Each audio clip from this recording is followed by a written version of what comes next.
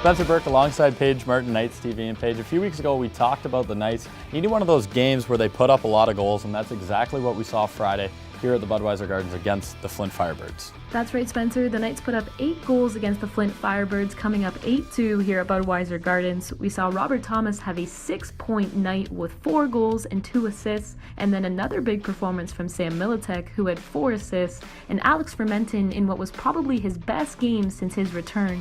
He had 1 goal and 3 assists on the night. Yeah, and Robert Thomas, 6-point night, as you said. It does not get a lot better than that. Fermenton, he was flying as well, Paige, but it wasn't just the big guys showing up, as it was a memorable night for 2 other London Knight players. Yeah, Billy Moskal and Tim Fallowfield both scored their first OHL goals of their career, so it was definitely a great performance from top to bottom from the Knights. Yeah, Joseph Raymakers was great in his debut at Budweiser Gardens, Page. He's played here before, but this time he had the Knights fans behind his back. It was a near sold-out crowd Friday, and I think he used that as fuel to have a very solid game.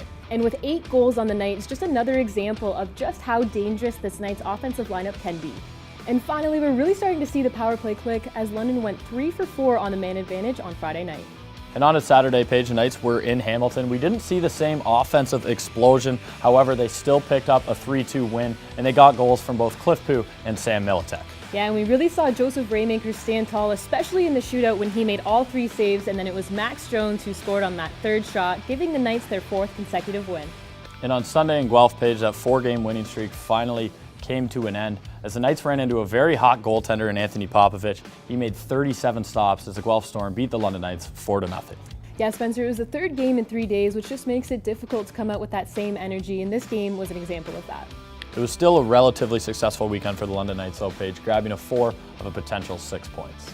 Yeah, Spencer, the Knights have enough offensive firepower to keep up with any team in the league, and their goaltending has also been solidified with the acquisition of Raymakers. Yeah, Raymakers has been rock solid, Page. He's 4-1 since coming over from the Sioux, and to top things off, this young Knights defense confidence is growing with every game.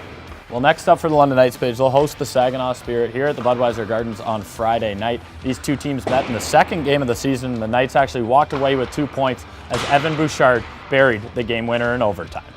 And on Saturday, the Knights will travel to Owen Sound to take on the Attack. And earlier this season, it was Owen Sound that came up big against the Knights here at Budweiser Gardens as they came up 4-3. So the Knights will be looking to even out the season series on the road.